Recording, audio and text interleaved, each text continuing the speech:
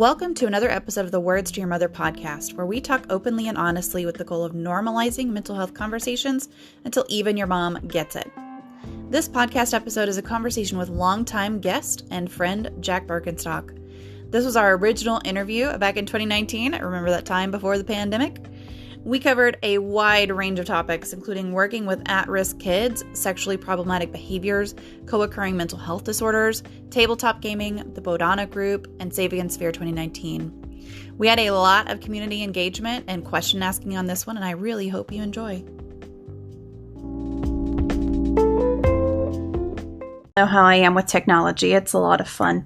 But I am super excited, and we are very blessed with the presence of Jack Berkenstock Jr., who is our actual pro today.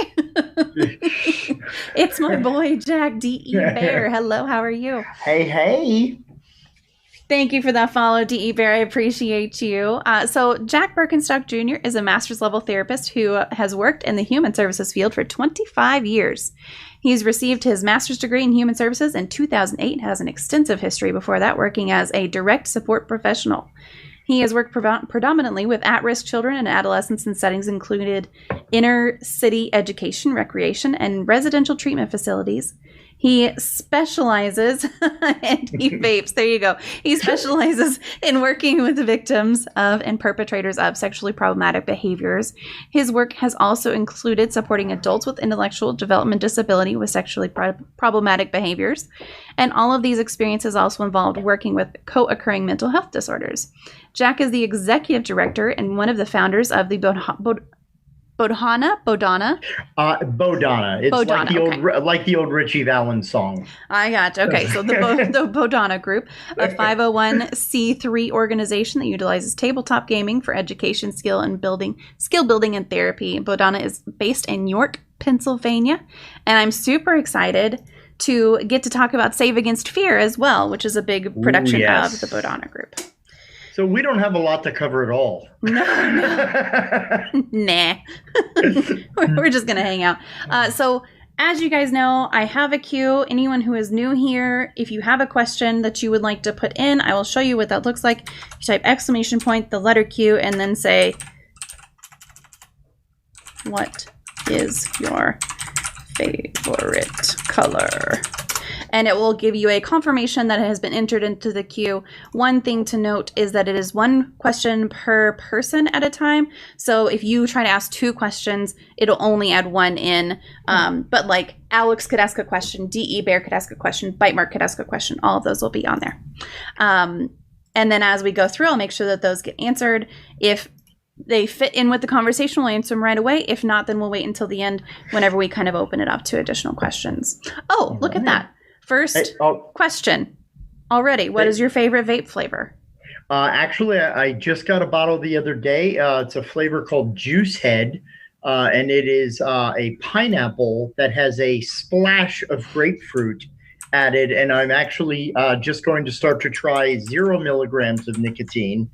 It's been about 2.5 years since I quit smoking. Courtesy of vape, went from 18, currently at a 3, trying out 0. So congrats. Hopefully completely lung-ingested materials free in about, 3 to 27 months, give or take a year. So that's fantastic. That is amazing. That's really good. Okay, so that's the cue. And now, welcome. First of all, Jack, thank you for being here today.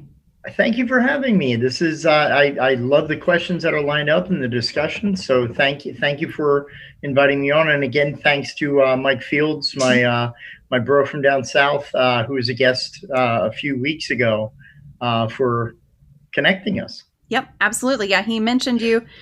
He mentioned Save Against Fear. He had just come from the convention, so he was really excited and really pumped and happy to have gone. And he just talked you up so much that whenever I said, well, who should I interview next that you know? And he said, you should get Jack Berkenstock. Wow. I owe him a calzone. There you go. So D.E. Bear asked the question also, do you have anything special planned for the 10th anniversary of Save Against Fear in 2020? Asking for a friend. Yeah, I have no idea who a bear might indicate. I have no idea what that might be. Yeah, we have a lot of great stuff planned. We're continuing our trend of providing professional offerings to therapists who want to use tabletop gaming in their practice and in their group.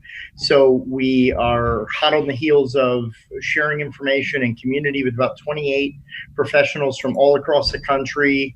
And next year, we're going to be adding a lot more workshop content. We're also going to be looking at getting a little bit more down and dirty with our special guests. So having folks actually like maybe giving advice to practitioners about how to include therapeutic and emotional content within their game systems, as well as hopefully some special designer surprises, because again, it will be the 10th annual. So it's going to be a very, very huge celebration for us next year. So more to follow. More to come. Sounds like we're going to have a lot of announcements to follow after this for sure. Oh, without a doubt.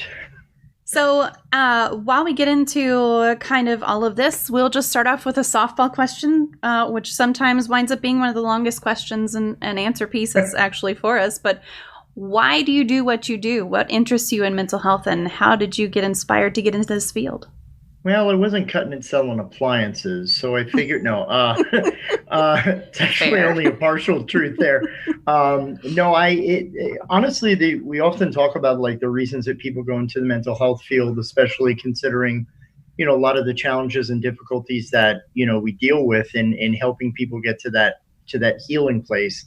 And for me, I've always been fascinated by human behavior. I actually came from somewhat of a chaotic childhood. So, being the child of a divorced household, there's also some inappropriate behavior that I was witness to when I was a very young child, which is all kind of reasons why I do what I do. So I actually turned a trauma survival set of behaviors into a career. I was kind of trained to be vigilant for crisis and, to avoid the yelling and all the hectic nature of fights and arguments and, uncomfortable emotion in the house. So I kind of learned to self-manage, and I was in a eldest brother role. So I kind of caretook my brothers and sisters, which then led to me being a caretaker in environments. So, I mean, it's also why throughout my career, I've also been a crisis response trainer and a crisis management specialist for, I think it's 4 different systems of crisis intervention that I was certified in throughout my career. So it literally is that I was kind of unintentionally geared for the field through personal experience. So I kind of turned that into being able to help others find that center, if you will. So that's kind of what drives me, I guess. Yeah, that's definitely something that we've seen in a pretty common manner here, is just that a lot of mental health professionals, they experienced something that made them want to go into the field, or they had a loved one who experienced something that made them want to go into a field. And that's been a big driver for a lot of people. Like, I experienced this and I want to help other people.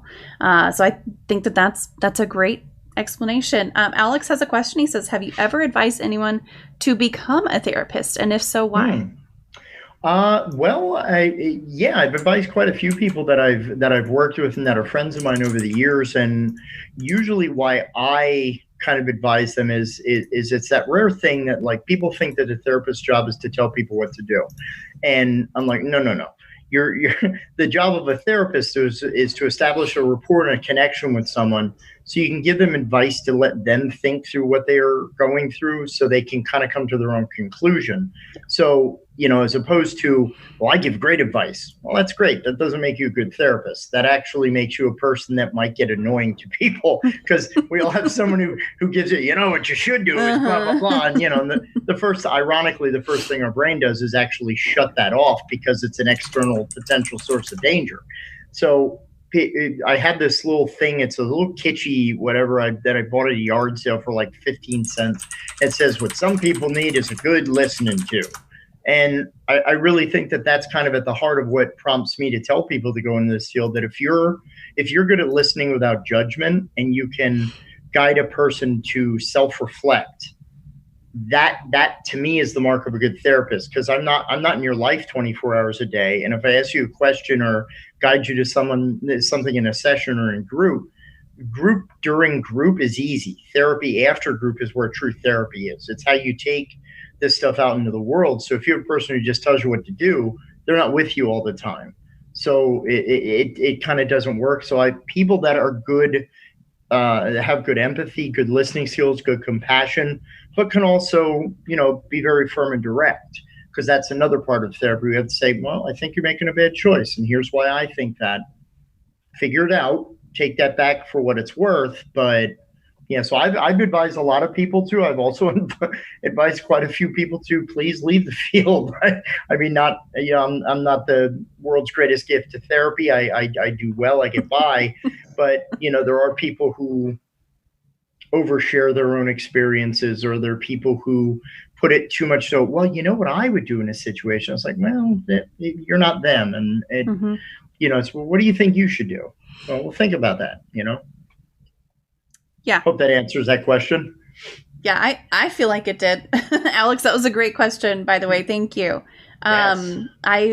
I definitely do not envy your job. I don't envy the job of my therapist either. Every time I go see her, I feel like I should apologize. But I think that, mental health professionals, they go through a lot, and I feel like also they have to hold back a lot.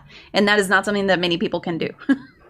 No, not especially if it's something like if someone's really exhibiting very egregious behavior or very challenging behavior, there's, especially in crisis management situations, like that human impulse of, like, if someone punches you or someone spits at you or throws something at you or whatever, your adrenaline's going. So you're constantly fighting all of this reptile brain, caveman kind of ethics of, protect, and you got to go, well, okay, this person's struggle is a little bigger than my ego at the moment. So let me just step back and be the person that they need me to be. It's the platinum rule. Don't follow the golden rule, which is treat others as you would like to be treated, because I'm not you. So I follow the platinum rule. I'm going to treat you how you would like to be treated, because that's the best way for you. I love that. That's great. The platinum rule. That's pretty good. Have you had many cases where people feel like they need therapy but do not think there is anything wrong with them? Yeah, I think that goes to the stigma that surrounds mental health in general, that, we're very much trying to get away from what we would call the medical model, which is usually, I have a disease, I have a disorder, it's a broke, something's broke, and you need to fix it. Well, life isn't fixed, it's managed. Life is not cured or solved, it's lived. So, I'm very much in my personal treatment ideology is Buddhist psychology, which involves a lot of CBT practice, and DBT, of course, is born from that, and positive psychology and other different traditions. But the general idea is that you're going to have good days, you're going to have bad days. If this is why the Joker looks weird having a smile all the time, because life isn't meant to always be happy-go-lucky. You're going to have challenges, and it's about, sometimes you're just grab hold of the board and ride the wave and wait till the crest is finished. Because sometimes if, like, depression and anxiety treatment, a lot of people are like, well, you got to conquer the depression or conquer the anxiety. Well, maybe right now you can, and that's okay to just survive it. So I think that when people have an impression that therapy is going to fix me, it incurs an automatic assumption, well, then I'm broken. You're not broken. It's one of the things I love about Buddhist psychology and Buddhist belief. You have everything you need to be happy and successful. We've just been told, and our brain actually tells us, that we are imperfect. There's a great book called, The Misleading Mind, which is a great book talking about how our brains constantly are fooling us and tricking us and taking us down this false path of what's supposed to make us happy or why we should be unhappy. And it's literally about challenging your own thought process, which is what mindfulness truthfully is. So that I think is where it should start, is just, no, I'm not here to fix you. Do you think you're broken? Mm-hmm. Why do you think you're broken? Let's talk about that. Yeah. Yeah. All right. So The Misleading Mind. That's another. Mm-hmm. So I wrote it down. Well, my reading list just grows and grows every time I do. He's like, man, I'm never going to get through these. I'm reading one. I in no way work for Amazon. Just throwing that out, or Barnes & Noble. Just throwing that out there. Well, if you do and you have an affiliate link, you can share it in the chat. Yeah, as I grab like a big fake novelty check that says Amazon on it and put it over here. There Sorry. DE Bear has a question. He's or they say, I apologize. What is the most rewarding experience you've had using games as a therapeutic aid? Wow, great question. We were running a group for about 5 kids. They're all young boys aged between 10 to 14. And we were running an adventure as a grief and loss group experience. So it was very unique, where most of our experiences with games is like we're running for like social skills or life skills or social anxiety or something about that. So when we were running this, it was actually a very short burst, kind of almost like an experiment. And so what we did was, we created this like very heavy trope laden, like it was like the first 10 minutes of Up is the joke that I usually like to say, because it was just so much. It was all about loss. It was all about, saying goodbye. And the whole adventure was just this wonderful, amazing adventure. The kids were following this inventor because the inventor knew it was his time to go. And he wanted to go through the lands of Storia because we were using No Thank You Evil for Monty Cook. And as they went through each world had a challenge that involved loss. So, one of my favorite funny moments is they went to Castle Karaoke, and they had to participate in a Monsters Ball karaoke competition. And they had to sing a song about loss. So the kids, like, bear in mind, we're running this, and this is one of the ways that we do a lot of our groups, is we're running out of a game store. So we didn't use real names. It was all character names. We didn't stop every 5 minutes and go like, okay, so our therapeutic exercise, Johnny, it was just, we're playing a game, we're having fun the way that everybody else in the store is. So in the midst of a crowded game store, these groups of like normally the too cool for school age kids, between 10 to 14, mm-hmm. They created a song about the lost island of Storia and how it sank beneath the waves, and we want to go back there, but we can never go back. And I tell stories like this when we go to conferences and conventions, like I should pass out tissues, but it was just so beautiful seeing these kids come up with a song in like 10 to 15 minutes, and they sang it openly in front of this total room of strangers. And the facilitators are like, this is like, it's amazing how much they're opening up through this. And I'm like, but it's a game, and they have to do this to get through. Cause like we gave them like schlocky examples, like a vampire who was singing like this like song about having lost his fangs so he can't drink blood anymore, and like a werewolf who was singing this like 20s 30s like dirge about the moon, I love it but it goes away but it'll be back someday, like this whole cheesy thing. And then our favorite little joke was the opening act were a bunch of serpent rappers, NWA, Nagas with attitude. So oh, that's good. Yeah. So, I mean, it's the whole, just in general, that whole group, it was so amazing because we actually ran it as a post assessment. The kids had already gone through group, and we ran this adventure to help test their ability to talk about their grief and loss and the loss of a primary parent. And we did all of this. It was only 5 weeks long. And it was just amazing how much that game, a game that none of those kids had played before, in truth, none of them even played an RPG before, and how they immediately locked into that series and that system of play, and how that opening up, because we were being silly. I mean, we were doing voices and whatever. So it was just very amazing. That's one of my favorite groups that we've ever run.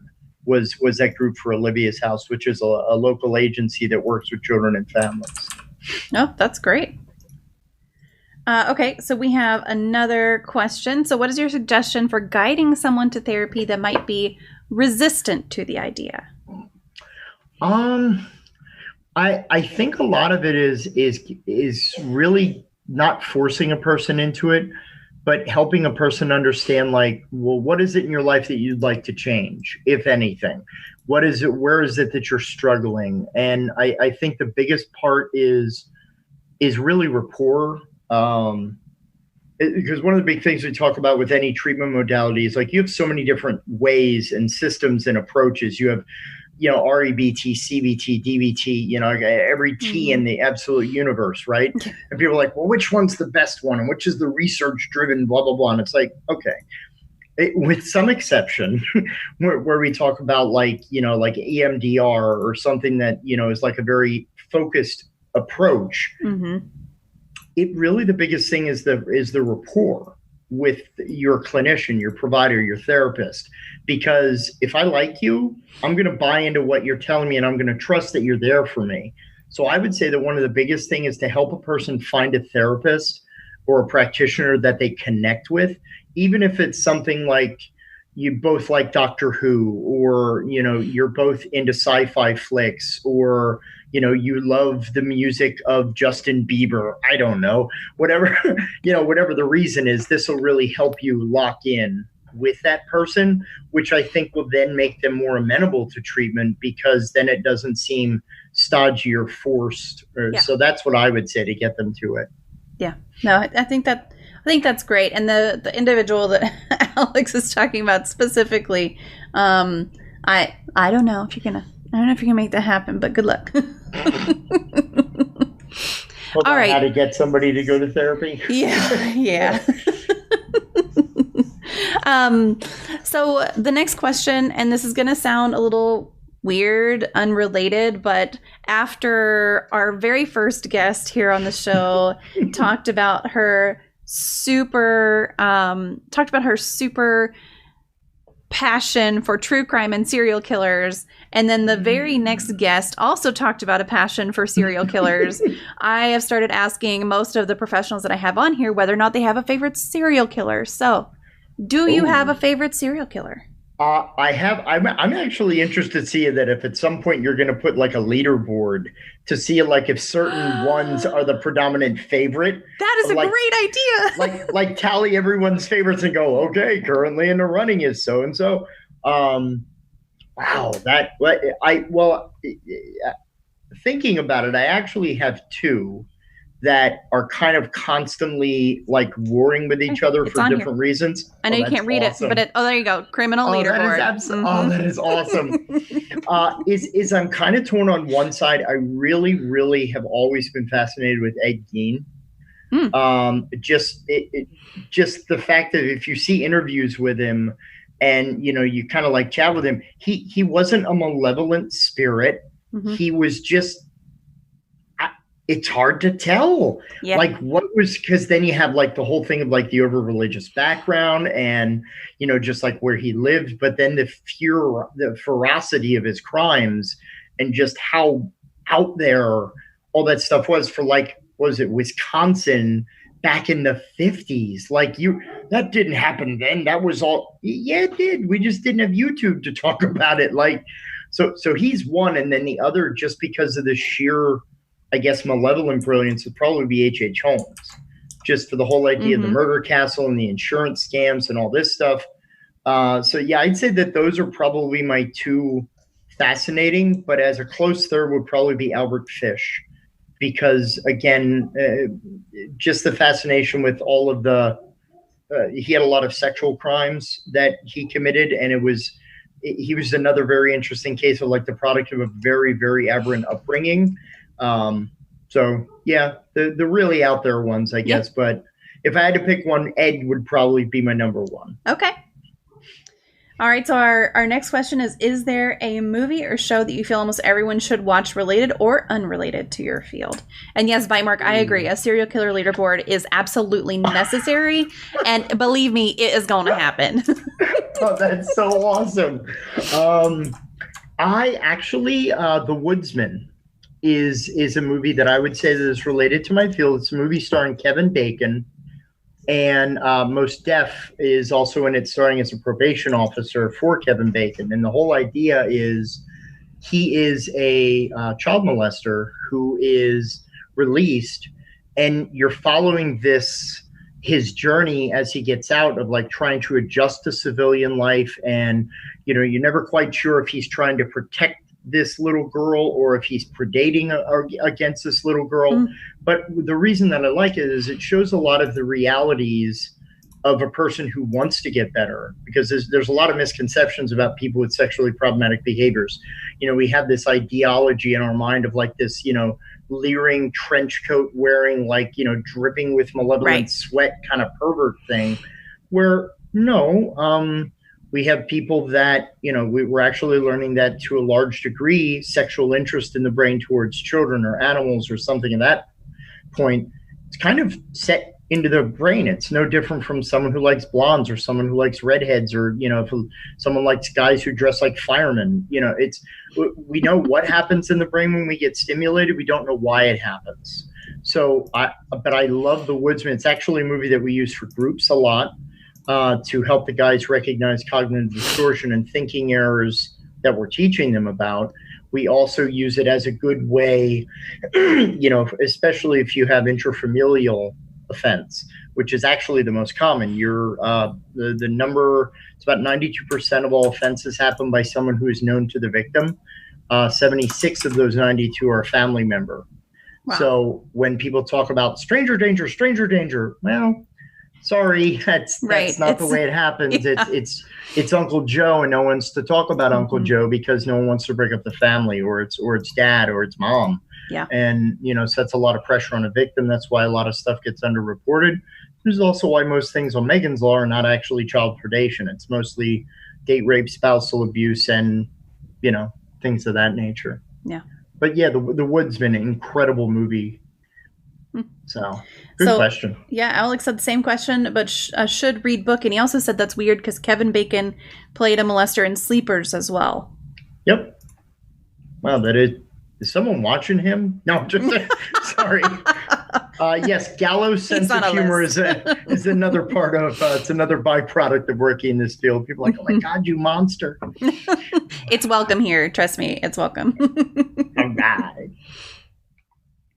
Oh, that was Fat Guy Squared. I'm sorry. I apologize. That was not Alex that said that. But Alex did ask the same question, but a should read book that you feel like everyone should read, related or unrelated to your field. Moral Panic by Patrick Jenkins. Yeah, I got books for days. I know. Yeah, it's an excellent book that talks a lot about some of the background politics when we talk about things like stranger danger and like mothers in the workforce. And it's very interesting the way that Patrick breaks down a lot of these social panaceas and pandemics that we have in the factor of when we look at when they occurred. So, if you're talking about like during World War II, no one cared about stranger danger because mom had to work in the factory while dad was off at war. Yeah. Kids ran amok.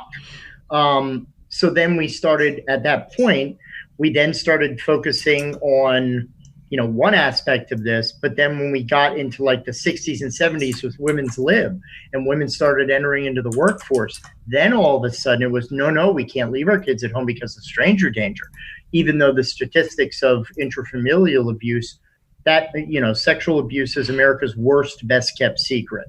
So then once that took a turn and then it started to be, more equal and both parents were at home. Like it's just fascinating to see. It's like when I read this book called Understanding Satan, which was all about the Salem witch trials. And when you learn the underpinning of, not only the wheat infection that, caused hallucination stuff, but like so many of those things were, I want your land, so I'm going to say you're a witch. So that way I get to steal your land. And like there was so much politics and infighting and all this stuff that surrounded all of these panics that people get engaged in. It's just very interesting to take a look back and go, why are there patterns? And why do we have this consistent pendulum flow of trends, especially in the mental health field? Because even now, like we got people talking about Megan's Law and how Megan's Law is not at all what Megan's mother originally intended. And we're finding in certain aspects that it's not working to catch the people who are doing most of the abuse, but people feel safe. It's security theater. It's like extra people at the airport. It's not really doing much because if you're not reporting abuse, we're not tracking the people. So the people who are still predating are not being caught. No. All right. So the book you mentioned is Moral Panic. Is it Changing Concepts of the Child Molester in Modern America? Is that the right one? Yes. Okay. Philip Jenkins. Yep. Okay. Yeah, cool. Phenomenal book. Mark pulled the link for me. I just wanted to make sure. Hey, Flav Creations, how are you? Yep. Now, you've mentioned Megan's Law a couple times. Can you just tell us what that is? Sure. Megan's Law is a classification and alert system that they use. Virtually every state has one.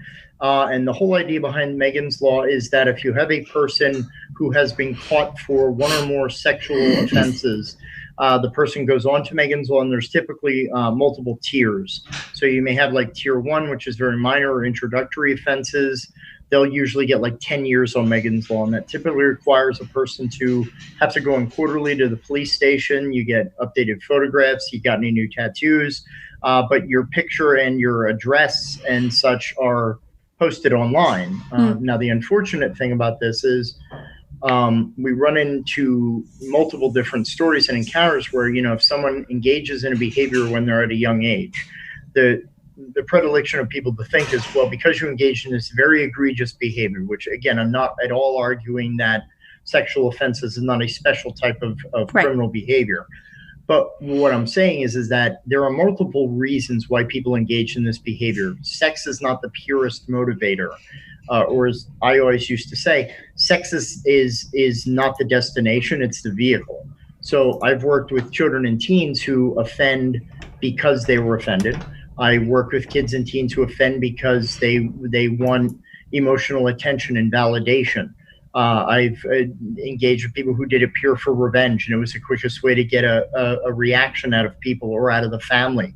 You want to hurt someone, you're going to hurt them in the most, intended way that's going to cause the most damage. And there's multiple layers of how people need to be worked through that. But the problem is that there are people, like there was a statistic I read, and I wish I remembered the study offhand, but it was something like 83 to 87% of juveniles who offended sexually did not reoffend. Wow. without the aid of treatment. So they didn't go through treatment. They got caught. They got a consequence. They were educated. They were good. Yeah. And people are like, well, but once an offender, always an offender. Like, this is stuff I was trained on. Like, this was my 101 when I started in the field. And we've learned so much. Like, shame and guilt treatment doesn't work. What works is, well, let's help you build a healthy life. And part of that healthy life is, let's get you into a community. So now you care about people that could be potential victims. But no, what we do is NIMBY, not in my backyard. So we're going to move everybody to the next little, offender shanty town. And the problem is, yes, your neighborhood doesn't have to worry about it, but someone's neighborhood does. And you now have a disenfranchised population that doesn't care about you. Yeah. Again, explanations, not excuses. Right. It's just a natural way that this falls down. And it's a shame that we feel secure, where the biggest way to engender a person to get to a better life is to help them at least believe they have a better life possible. Yeah. And unfortunately, the way that we push people away doesn't really give that person the opportunity. Yeah. Well, and one of the biggest things that, because before I do these interviews, especially on a topic that I'm not familiar with, I always make sure to do some research. So one of the biggest things that kept coming up over and over was that child offenders are children too, and they need to be treated as children. I mean, they're still kids. And that doesn't mean that there doesn't need to be something done or some intervention. But you got to remember that they're kids and not monsters until you make them into monsters. Flav, if you have something that's unrelated to mental health right now, you can stick around until after the interview. Happy to talk to you after about that for sure. Zeus. Oh my God. All right. I'm a sucker for a good pun. So is butt cheeks one word, or should I spread them apart? Oh, that's brilliant. I love it. I'm such a sucker for a pun. Oh. That's good, Zeus. I like it. That's why I'm waiting. No worries, Flav. No worries. All right. So in your bio, you mentioned your work with at-risk kids, including inner city education, recreation, residential treatment facilities.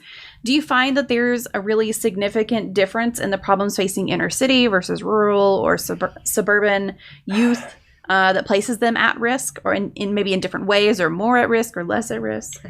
To be honest, Not really. One of the where we're specifically talking about like sexually problematic behavior, one of the interesting things is there is no stone cold profile. Like there is no, I can point to this. Like there are trends and qualities. So if you talk about, well, kids who are unsupervised might be a connective factor. Well, if you got a rural community where everybody's working like in a farm environment, or they're working at this job, they can be just as unsupervised as, from a mom and dad who work 3 or 4 jobs in the inner city.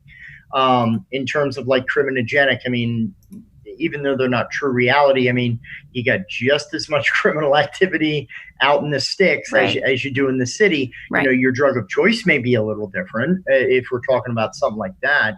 So, I wouldn't say that they're in terms of sexually problematic, the biggest factor that probably is the worst contributor that we've seen, and this extends also to adults with disability, is lack of education and proper healthy sexual development. Sex is such a taboo in our country. I mean, pardon me for getting on my soapbox here for a second. By all means, please.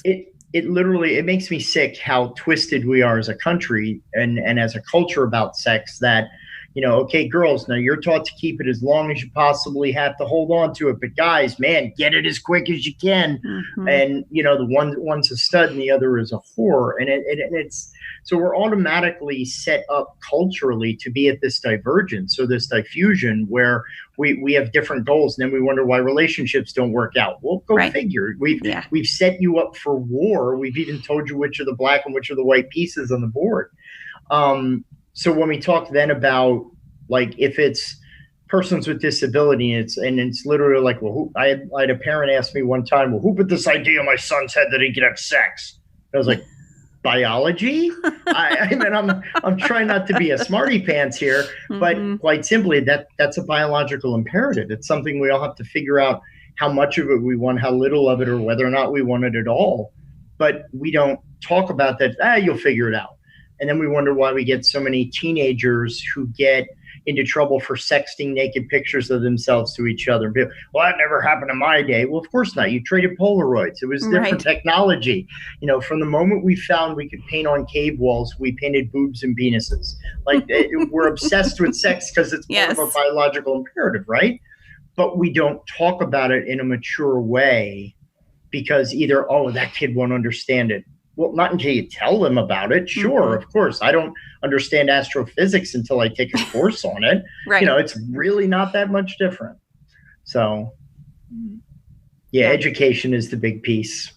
Sorry, soapbox there. No, you're totally fine, and I completely agree and understand what you mean. I mean, it's the don't talk about it, and when we talk about it, it's so completely different. Depending on who you're talking to, who's the one doing the talking, you're told one thing in school and you're going to be told just biology, but then girls are told one thing and boys are told another thing. Yep. It's totally up to the parents to figure out what else they want to say, if anything. And then you have to figure out where are they getting their information from if they're not getting it from parents. And it's a mess. Well, and it's also, I think people also kind of remembering that, children learn a lot from what they're shared and what we tell them. So we have to be very careful about not injecting our own personal experience. I mean, I'll be honest, getting sexual advice from a divorced parent is so much worse than anyone else giving you advice because the advice that I got when I was young was kind of bitter and kind of filled with anger and hate. And it was like, well, okay, if your first time was horrible, that doesn't mean that your daughter or son's first time isn't going to be wonderful. Could you not make it horrible before they even get to the dance? Like, calm down, Yeah. Yes, Tyrion's being Tyrion. Andy's wet because he got in the shower with my husband. So it's kind of gross to pet him when he's wet on his head because it feels gross. So your specialization is working with victims and perpetrators of sexually problematic behaviors. Can you kind of define those in both youth and then also in adults with intellectual and developmental disability? Sure. Sexually problematic behavior, it refers to any set of behaviors that are sexual in nature that are either invasive or to another person or illegal in nature. This covers anything from child molestation, indecent exposure, voyeurism or peeping. Could even include something. Oh my gosh, I'm spacing on the name right now. We usually refer to it as like the subway fondler, fratcherism, which is rubbing up against objects or strangers like subways. You're packed in like sardines, the rumble of the subway car. Some people gain sexual gratification just from the fact that they're rubbing against another person, being sexually excited, and the other person doesn't know. And then that goes all the way, of course, up to, sexual assault, rape, bestiality, incest. So any behavior that is sexual in nature is what we consider problematic. Now, we do often do some breakdowns when we're talking the difference between like children, adolescents, adults. Usually the biggest breakdown is we have what we call sexually reactive behaviors, which are people that are not predatory in nature. And this goes to, like, let's say you have a very young child who witnesses sexual activity. They're too young to understand. They may mimic that behavior and appear as though they are acting in a problematic way. Oh my God, get off your sister. Don't do that. That's not okay. That's not, and the kid's like, what? You were laying on daddy. And that was like, you guys seem to be having fun. So what the heck? So now we have a confused child. We have a child who has behavior without context. So when we examine certain behaviors, it's okay for a son or a daughter, like a kid, to play doctor. That's perfectly normal. Hey, wait a minute. I got something you don't, and you're missing something I have. So what's going on with that? Mm-hmm. So it's very natural to explore. And we actually find a lot of similar or same age brothers and sisters who experiment like this when they're younger, because they're just exploring biology. But it's our cultural mores and overreaction to the behavior that causes an adverse reaction when we're trying to explain this. So again, shame and guilt. It creates shame and guilt, which pushes behavior into a subconscious or a hidden level. So sorry. I'm sorry. That's totally breaking me. That's great. I know. If I don't pet him enough, he reaches for my nose that I'm paying attention to him, and then he'll swipe at my hand to get me to pay attention to him too. Hello, still here. I know. But so that's sexually reactive. We usually reserve that to younger children who may not have a context for the behavior that they're engaging in. So then it's purely education without judgment. Well, we may start with, well, that's not okay to do with family, because, with family, if you do something like that, you might have babies. And if you have babies with family, you get a birth defects and it's not healthy. Plus, that's not what a brother or sister does. So then we reinforce family roles, or we reinforce, healthy ways to express that. But then when we talk about, a slightly different version with some of my work with adults with disability, like the example that I gave you earlier about, that parent, we have a lot of parents who are like, well, I'm not taking care of a two-headed baby. And I'm like, we're just talking about your daughter going on a date. So they're holding hands. Unless her biology is vastly different from the rest of us, I don't think we have to worry about children at this point. There's 2 support staff that are there like 24 hours a day. Calm down. I understand your nervousness, but, I don't want to start the next family of Duggars either. Can we just chillax, So a lot of it is, just getting people to be comfortable with sex and determine, before we immediately assume that because the behavior was egregious, that it's criminal in nature. I often say the job of a therapist is to be an annoying 4-year-old child, because I asked why every 5 seconds. Everything that you tell me, why. Yeah, exactly. So, that's definitely, I would say one of the big things when we talk about the differences, it's all about trying to determine what it is appropriate or normative sexual development versus what would be problematic. The example I said earlier, it's perfectly okay for your son or daughter to play doctor. It's when they start charging for exams or forcing the patient, that's when we need to worry, because now we're entering into criminal behavior or more than exploratory behavior. Right. So that ties in pretty well to a question that we have from Onion, and then Bite Mark and Alex, I will definitely get to your questions as well. But Onion sent me a message on Twitter, and they were asking if a couple have sex in front of kids, ages 5, 7, 3, somewhere in that range. Right. Is that appropriate? Is there anything that comes out of that? Are there any concerns in that situation? And the way that they were describing the situation is it was a frequent thing, and it was kind of they were in the same room, not just walked in on their parents having sex, just like already in the room. Yeah, I would definitely, in my experience, I would say it's definitely not appropriate to make it a frequent. Now, I know that sometimes people have various limitations, if you're talking about people in certain living arrangements where maybe you're all sharing one room, especially in the case of younger children. But the idea really is that the way it's inappropriate is that, like I said before, a child is visualizing and witnessing behavior without context. So again, and I'm trying not to get gross, but there is a certain freedom this field provides me with going, this is like talking about groceries to me, some people within the throes of passion are quite loud and quite noisy. And, so a child may misinterpret that as mommy hurting daddy, or, mommy on top of daddy hurting daddy, or the noise that the bed might make or something could sound like fighting, and a lot of it is that we don't want to give a behavior that the child doesn't have context for, because children learn by emulation. This is simple brain chemistry. This is mirror neurons. We learn by watching and repeating what we see. So now we've shown a behavior, a child is going to exemplify or replicate that behavior, and then they replicate it in a situation or a scenario where it's not socially appropriate. The whole thing of, people like, well, that's disgusting. Get your hand out of your pants. Well, okay, I'm a 3-4-year-old child.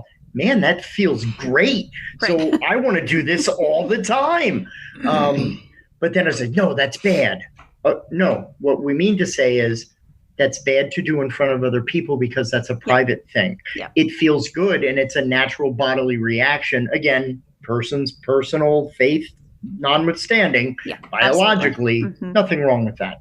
But it's the context that we give children that's going to give them a healthy or unhealthy view of sexuality. Again, jumping back to the serial killer question, Albert Fish, he was a child predator, child molester. He would shove nails into his groin because he was raised to believe that sexual feelings and all that were evil, and he was whipped and beaten by parents for this. So he had to subvert that behavior.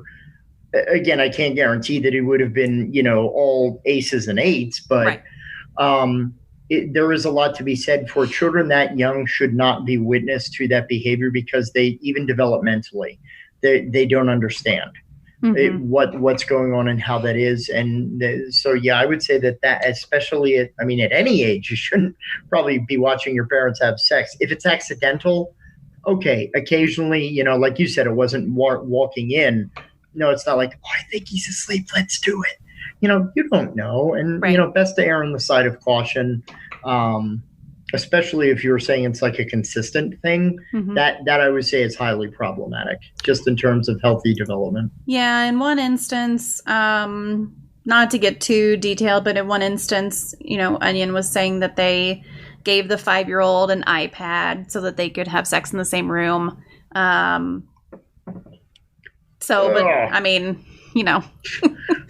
it sounded like the younger one maybe woke up in the middle and was in the same bed, which, if, I don't know.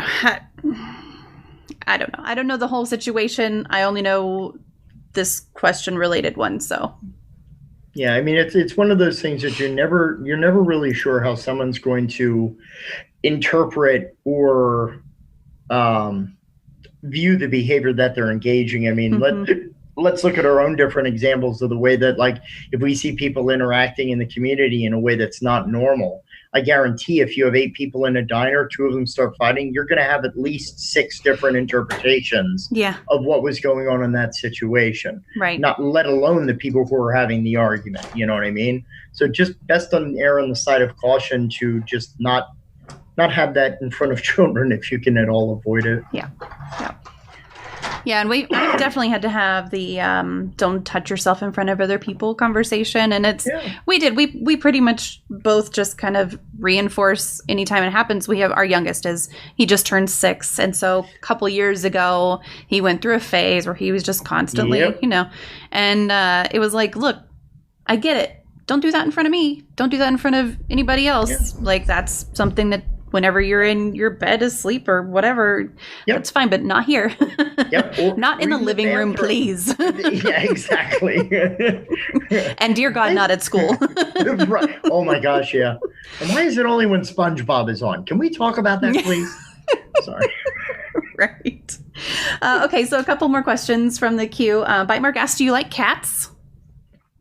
Love cats. Absolutely love cats. We have 3 furry kids. That's why I'm laughing so much at the stunt cat over here. Oh my gosh. In the screen. Yeah, we have 3 cats. We have Azrael, Xena, and Ozymandias. And we also have a dog, Izzy. Izzy Pup is his full name, named after, of course, Izzy Pup. I love it. Yep. Yes, so we have a little cat play thing, like one of those carpeted with a tunnel and stuff over here. And if I put him down off the desk and he still wants to be up here, he'll go and jump onto my shoulder to get onto the desk. But right now he's getting mad at me, and I only know because he's flicking his tail back and forth on the desk. He's about to knock stuff off. But but I can't tell if he's mad at me because he wants me to pet him more, or if he's mad at me because I'm not petting him right. Well, you never can tell. No, with a you cat. cannot. You cannot tell with a cat. Thanks, Morris, for making Finicky an established set of cat traits. Yes. Yeah. Bite Mark said we haven't had a tough time explaining that things aren't secret or shameful, but they're private. Yeah, that's a hard thing to delineate, right? Especially with a kid. It is. Stop. No.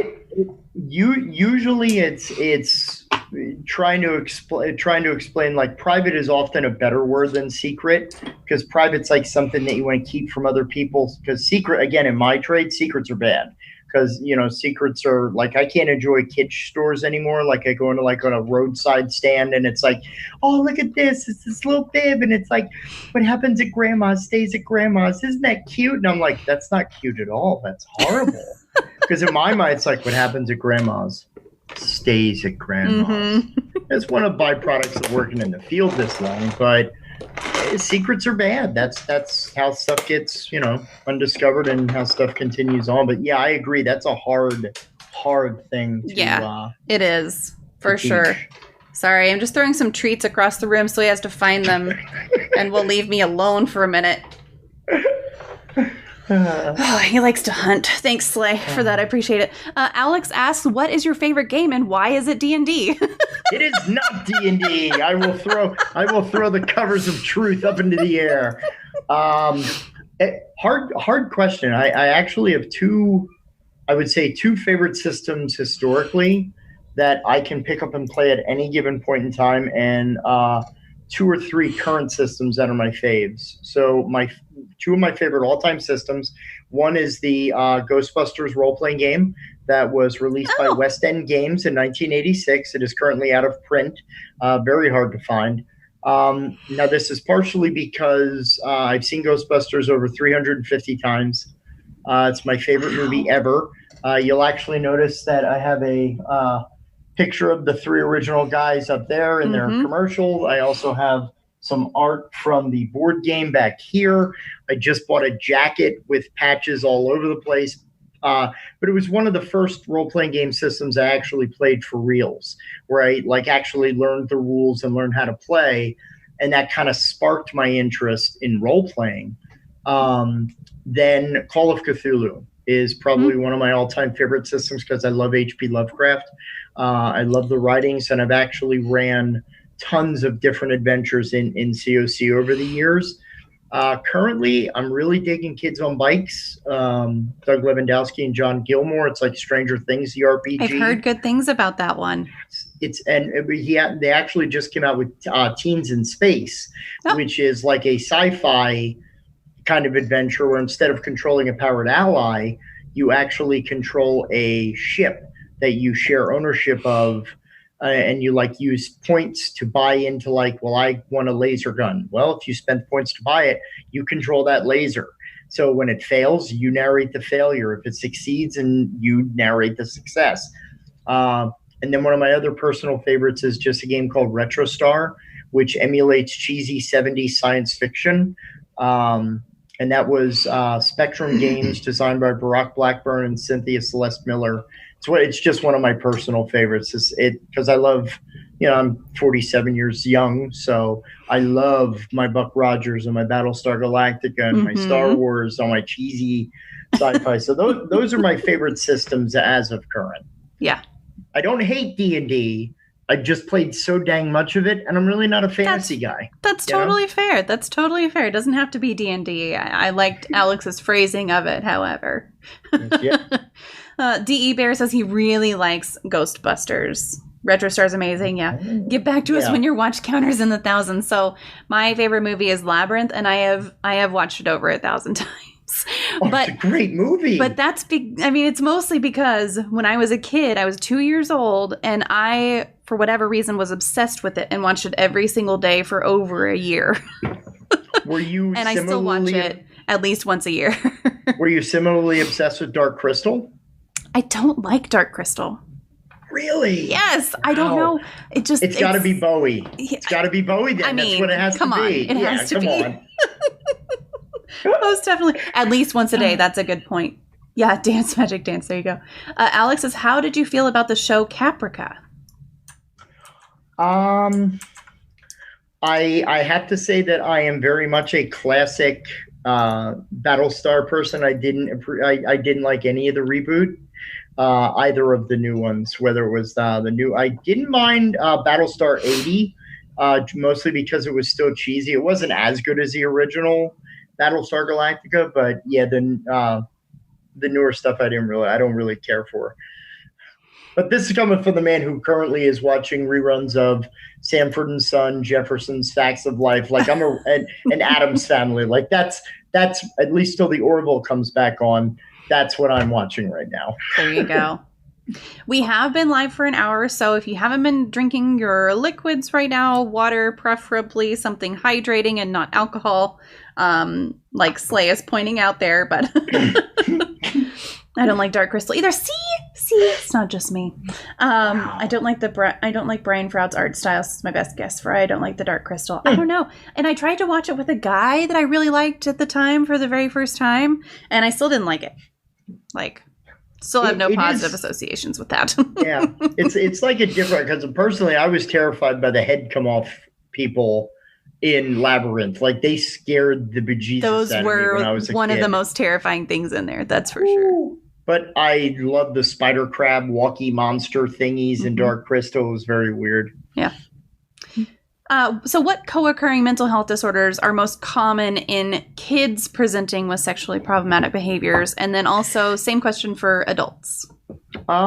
Really, again, it kind of goes, I hate to seem like I'm avoiding the question, but there's really, there's not a standard that would occur, because actually, a lot of people go, oh, it has to be like PTSD and trauma because victims, offenders were victims. Only about 42%. They actually did a research study. They surveyed over, I believe it was about 5,200 people who were incarcerated, and initially, I think it was 84% of them are like, oh yeah, we were victimized. We were sexual abuse victims. And then they kind of went back and they actually found that pretty much 40% of them were like, yeah, we were just trying to get sympathy. For what we had done. We weren't victims of sexual abuse. And it's that's again one of those big misnomers that people think, well, to engage in this kind of behavior, you had to have been abused. Now, granted, it can be a contributing factor, sure, but not at all. I've met just as many kids from perfectly well-adjusted, very high income, very low income. I've worked with them all. There's no they all have autism, or they all have ADHD, or they all have anxiety, they all have depression. And I'll say that a lot of folks, depending on what their circumstances were, may develop some traits of, things like PTSD and things of that nature. But nothing that's naturally co-occurring that would make a person more or less prone. Yeah. From what I've seen. That's fair. Yep. Is it common to have someone come to you who has been misdiagnosed or underdiagnosed for any co-occurring mental health disorder, just because of the nature of sexually problematic behaviors and kind of the things that people seek treatment for, and they're like, yeah, we don't care about this other thing. We just want to take care of this? Honestly, most of the persons that I have worked with were people that were involved with the legal system, or the like juvenile probation, juvenile treatment, human services in terms of like like family and youth services or something like that.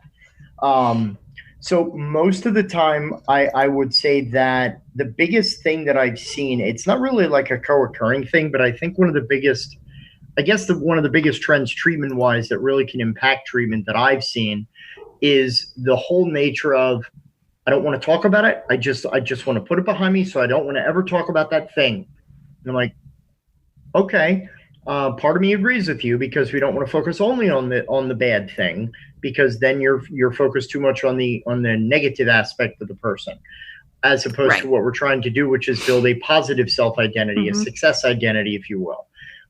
So it's a lot about getting the person to understand, yes, we have to talk about why you did what you did. That doesn't mean I'm going to remind you every day that you're a less of a person or you're a bad person. You're a person who made bad decisions. We have to figure out why you made them, so we can hopefully help you not make them again. And part of that is helping you become a better person or a new person that has things to look forward to. It's no different than using the comprehensive lives model. Excuse me. Thank you. Sure. Which is something we use for like drug and alcohol treatment, where we get a person to, what's meaningful in your life, what's important to you. Because when we have things of value in our lives, we're more prone to seek those things that are satisfying, but those also develop positive identity, which is going to pull a person not only away from criminogenic behavior, but it's also going to put a person in a place where the biggest factor, I guess, with teens and stuff is probably social skills challenges, I guess, if I would have to nail one down, because when you've done this kind of behavior, or this behavior has happened to you, you typically don't engage. And one of the ironies is that relationships are one of the biggest factors that leads to less recidivism in general, whether it's criminal behavior, sexual behavior, any type of behavior like that. If I get out of jail and I have people I care about, I'm less prone to break that trust with those people, so I don't have to go back into the joint, because I don't want to break those people's hearts. I don't want to hurt those people, whether it's a boss, your mom, your wife, your children, whatever it might be. So I'd probably say developing social structures, especially for adults with disability. And that's mainly because most adults with disability in any type of living environment, treatment-wise, they really don't get as much socialization as the average person, for multiple reasons. One, they maybe not knowing how to, because they were kind of, all their friends were mom and dad's friends, or just the people that they met at Special Olympics, which is great, not knocking those social structures, but sometimes insular support groups create very insular people. Yep, absolutely. Did I ask this question? So Alex asked this question earlier. I think I might have skipped over it, but is there a phrase you find yourself repeating often with clients because of how effective it is?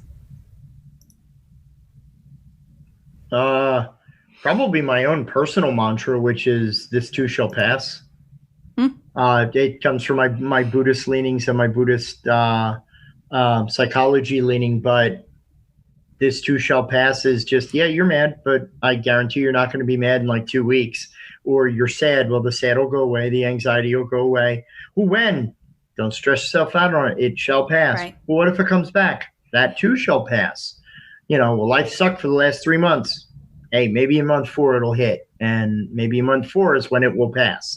I'd have to say that that's the biggest one, is just getting people to let go of attaching to anything, because the more we connect and attach to something, the more power we give it, so the longer it sticks around. We actually make ourselves worse sometimes by trying to stop something that we should just let go. But again, that's a very natural tendency. That's not a positive or a negative, I know I for sure do that. Make things worse. Oh, everyone does. I do it all the time. That's why that's why I got Buddhist mantras tattooed on my body. So it's like memento, I gotta. It's built in. Exactly. Oh, that's right. Okay, be more compassionate. Got it. Okay, got it. This too shall pass is my second most used meditative phrase. There you go. Second is nice. Do what you can with what you have until you get what you need to do what you like. Oh, I like that. That is absolutely wonderful. Do what you can with what you have until you get what you need to do what you like. That's great. I like Very that. nice. Yeah. So what are some things you help your patients develop or strengthen in themselves to address sexually problematic behaviors? Self-confidence, a little bit of reality therapy, mixing in some Glasser there to talk about what do you want your life to look like in 2 to 3 years. So helping them, visualize what is actually in their life and challenging them to just engage in new things. If you do the same thing you've always done, you're always going to get what you've always gotten. So, a big part is, I always looked at treatment as a 4-pronged thing. I want to help the people I support rise. So 1, I want to reinforce healthy patterns. I want to give information that allows for an educated choice. I want to support them in trying new things and trying things that they may not have succeeded in again. And the 4th is the most important, which is empowerment. You want to empower a person to do these things independently. Because my whole thing is if I'm still your therapist after 10 years, I'm probably not a good therapist because you shouldn't need me. That's my goal, is to get you not to rely on me, which seems to defy that whole helper idea. Well, I'm just here to help people. And I'm like, I don't know. Maybe I'm here to help you help yourself. And I want you to tell me one day, thanks for everything. I'm going to go and have a great life. Maybe I'll see you on Facebook someday. Awesome. Let me know if you need me, but if not when, let me know if you'll need me, because I don't think you will.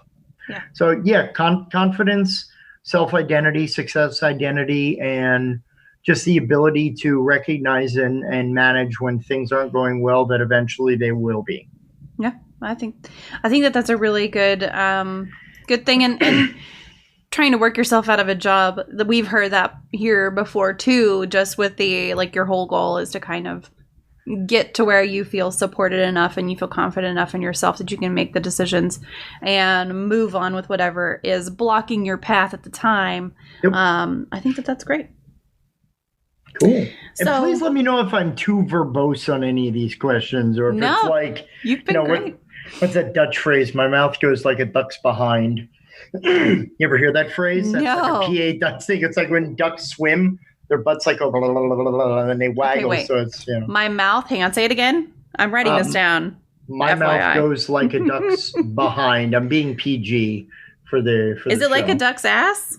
Oh, wow! I could say the A. Yes, you can say whatever you want here. It was all Dutch fun. Like, Jack, you talk too much. Your mouth goes like a duck's ass. I like it. Oh, that's great. Okay, I'm gonna have to find a way to use that when I work tomorrow. Trust me, my coworkers present plenty of opportunity to use that kind of stuff, so should be good. We play Cards Against Humanity on here. There's, it's fun. Very cool.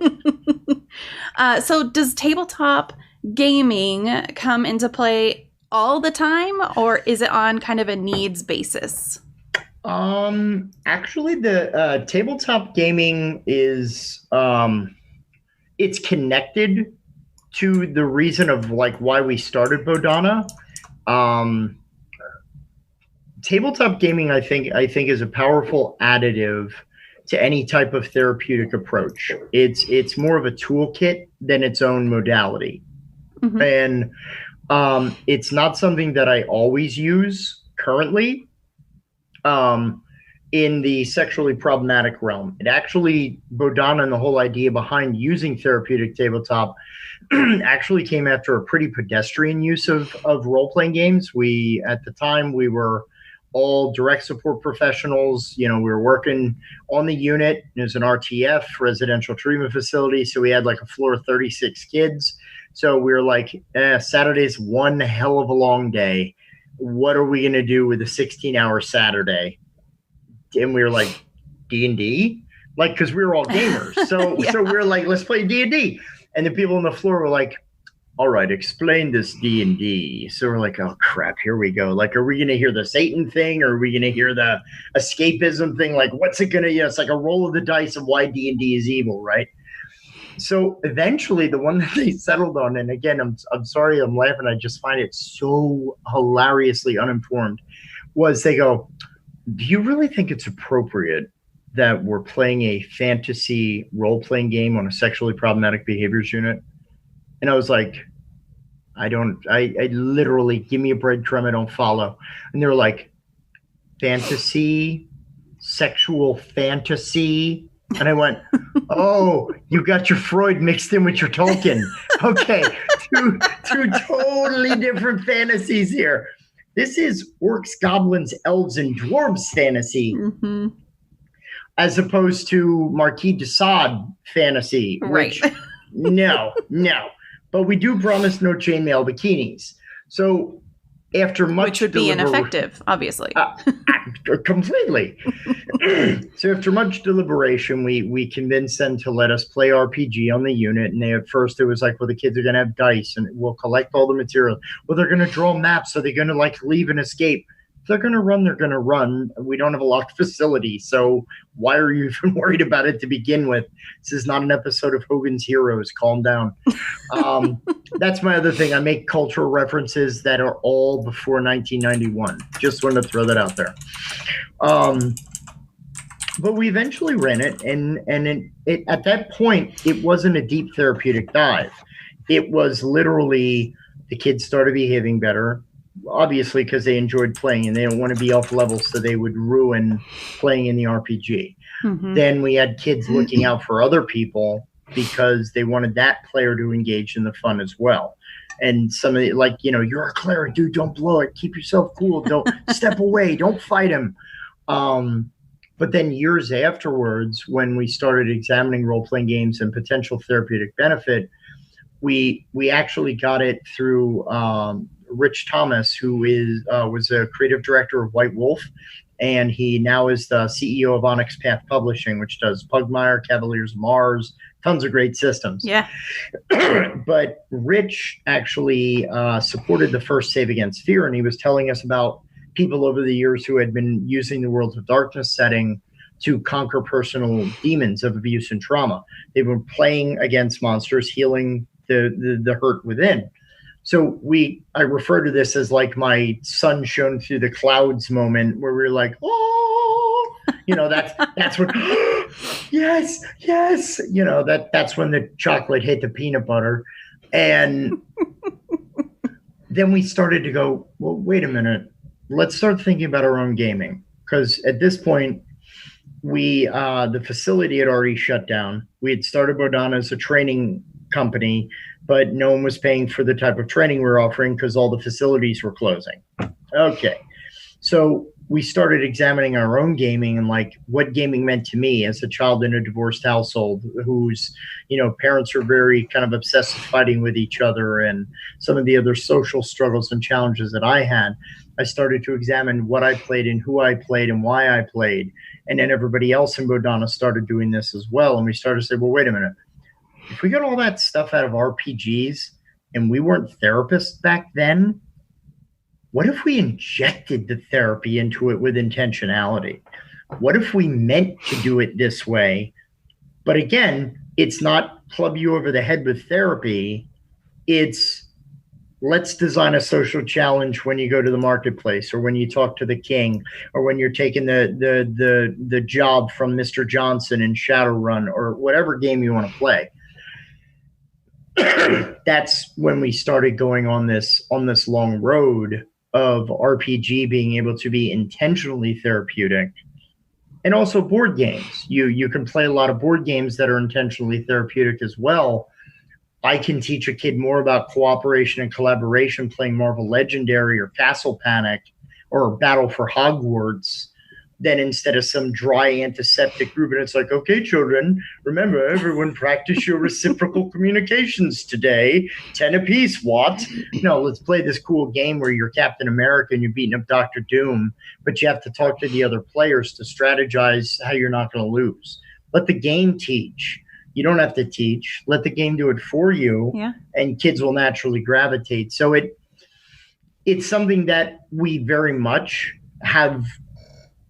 We're just trying to find the right group to utilize it for sexually problematic, because I mean, all the things you can do as far as like aspects to relationships and romantic entanglement, and, treatment of female characters, and, treatment of same sex or opposite sex. Like, there's so much narrative potential for talking about these healthy skill developments. So yeah, hope that answered the question. Yeah. Yep. Monopoly therapy through hating your family. Yes. Frustration tolerance, resilience, and emotional management. No table flips, please. Look, there you go. Yeah, name a game, and if I know the game, I could probably tell you what skills it can teach. Risk, critical thinking, strategic forethought, executive functioning in the 4 areas of the brain, as well as healthy sense of competition, some math, and definitely resilience, because dice hate you. Yeah. No. Oh my gosh. That is so true. Whenever we go on family trips together, we always take a board game we've played together as a family, which is usually Monopoly or Risk. Those are the 2 favorites that I always win against my children. And and then we take a board game we haven't played yet. And so that's been a really big thing. But we've gotten to the point where the kids are like, okay, but we're all going to team up against mom. Oh, like the goal, the first goal. Ringer. Yes. But the problem is all of their teaming together falls apart so quickly. It's like one of them gets greedy, and then it just all falls apart. And I'm like, I love this Game of Thrones type of like imagining that like everyone around a table in this elaborate garb, like, I will take Western Australia. Yes. Yeah. Unpopular opinion, Monopoly is not even a long game if you play by all of the actual rules. That is very true. That is very true. Yep. All flesh must be eaten. Is that a game? Ooh, yes. All Flesh Must Be Eaten is a horror zombie game. Actually, horror games can do quite a bit to be therapeutic and beneficial. By providing with horror settings, we can allow people to feel that they're conquering fears, so we can represent fears through monsters. We can also teach resilience, critical thinking. Putting people in a death trap situation is a great way to develop cooperation and collaboration. Mysteries and clue finding, which also come up a lot in horror type systems, is another great way. A lot of people shy away from horror, but horror is very powerful because it's so emotional and evocative that there's reasons. Because even using zombies, I mean, it's a basic survival story. What's better to develop cooperation, collaboration than having to survive and work with people that maybe you don't like? Like we have to deal with people we don't like in the real life. It's This reminds me of a math teacher that could instantly tell you what to change for 20 watts for any amount. I like it. That's my family. I try my best to get my grandma on my side. Now, one time, one of my kids did propose an alliance with me. And I was like, okay, but if you break this alliance with me, I will destroy you first. And they changed their mind and decided that they didn't want to have an alliance. So you're teaching cause and effect. You're teaching consequences of choices and actions. You're also teaching deliberation and, conflict resolution. And, you're also teaching don't mess with mama. Yeah. So, there you go. Yeah, the end result of any alliance with me has to be a draw. Like, that's the thing. If you make an alliance with me, at the end of the game, we just go, we've destroyed everyone else. We're done. Good job, team. But no one ever wants to do that. It never. I would love when if your kids are old enough, there's a very cool game. If I can point you to, it's from AEG. It's a game called Cutthroat Kingdoms. Okay. It is pretty much kind of like you each represent a royal family and a royal house. It's a bit dark because the whole thing is like you're trying to kidnap resources and take over other kingdoms, but there's actually every king has like a secret child. So the decks also have an item which is called the Royal Pillow, because you can blackmail other kingdoms by saying, I'm going to reveal your secret child. But if I have the Royal Pillow, I can smother the secret child. Oh, Like I said, it's an incredibly dark game. I love it. Yeah, it's very, and then there's this whole thing where like you're constantly amassing food for this great banquet, but the food are all basically face down, and some of them are poisoned. So you have royal tasters that can go through and like pick out the poison, but the whole thing is the setup for the end game big banquet where you literally poison your entire opposition. So it's like Game of Thrones, like as a board game. It's an incredible. The designer Brian Merlongi is a wonderful creator. It's a great game. Yeah, it sounds great. Game about medieval kingdoms with illegitimate kingdoms, which gives the option to smother a child with a pillow. Yeah, pretty much. I wrote it down. I'm going to look into it for sure. Yeah. Alex had another question. Do you feel it's okay to go to therapy just in case you are not as mentally or socially healthy as everyone thinks you are? Yeah, I'd say that that's okay to go to therapy. I think that as much as, I mean, let's look at something like anxiety and depression. People are feeling that anxiety or feeling depression, and everybody's like, no, you're okay. You're not, you're great. You're awesome. You can tell me that as much as you want. I mean, I personally have ADHD as well as bipolar. So, I heard everybody tell me how great I was. I heard everybody tell me how smart I was and how great I was at my job and all that. Like I hear all these things, and I'm even now just kind of automatically like, yeah, whatever. Okay, yeah, it's fine. You don't realize how terrible I am, because that's what we do. That's what the process happens. You know, there's days I love myself. There's days I hate myself. There's days I don't trust myself, and it's okay if you feel that you need that extra level of support from someone that you don't feel is maybe in your hip pocket. Because friends and family, at least traditionally, should be supportive of us, and sometimes even to our best detriment. And I know Bear's going to love this one, but everybody has a Stanford in their mind. That imposter syndrome voice, that voice that tells us we're not good enough, that voice that tells us that we're never going to be good enough. And everybody faces that, some more than others. So if you feel that you need that extra support to help you believe more, that there's nothing wrong with that. It's just another layer of support, and we decide for ourselves what support is helpful and beneficial. No one else can decide that for us. Yeah. So yes, that is perfectly healthy and 100% wonderful. Yep.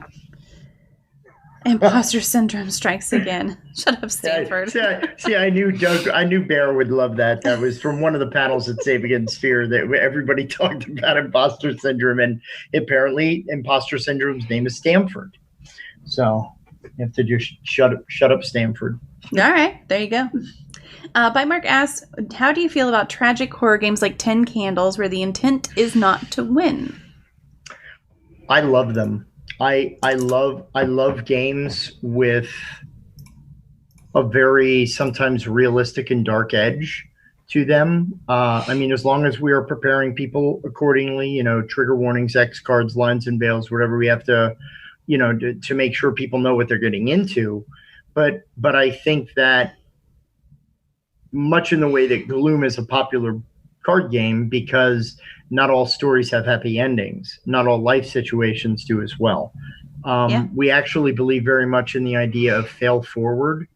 No matter if something goes the way that we want or if it goes the way we did not want, no matter what, it still went that way. And part of that is that we have to find a way to move on, or we just have to adjust with what the next thing is. So I think that games that have that finality to them, I mean, RetroStar that I mentioned earlier, the whole system's D6s, and it practically runs on failure. Because it's like in Fate or other systems where, well, I succeed at what I do, but I give up control of my character, or I fail but keep control of my character. There's something very liberating about not succeeding but still feeling in control. Or sometimes, what do I say to some friends of mine where they're like, I'm losing touch with everything. And I was like, true control happens when you acknowledge that you truthfully have no control. And again, my opinion, there is no eternal meaning to everything that happens in our lives. It's things happen, we attribute meaning to them. So part of that is embracing when things don't go our way and learning to manage them. So yeah, I'm very, very, very, very in favor of that. Yeah. Yeah, I don't like to not have control over anything. And so recognizing that nothing is ever under control is really hard for me. Drunk Rat, thank you so much for that resub, man. I appreciate you so much. Love you too. Thank you, thank you, thank you. I'll get you into the book, and I'll get my work into the book, and we'll do 2 giveaways at some point on Twitter. And I think that activates a sub only in Discord too. So I'll get both of those activated. Watch them on Twitter. Thank you so much. Okay, so we've talked a little bit around the Bodhana Group and around Save Against Fear, but what drove you to, well, I guess you talked about kind of what drove you to start the Bodhana Group. But can you kind of tell us what it's all about?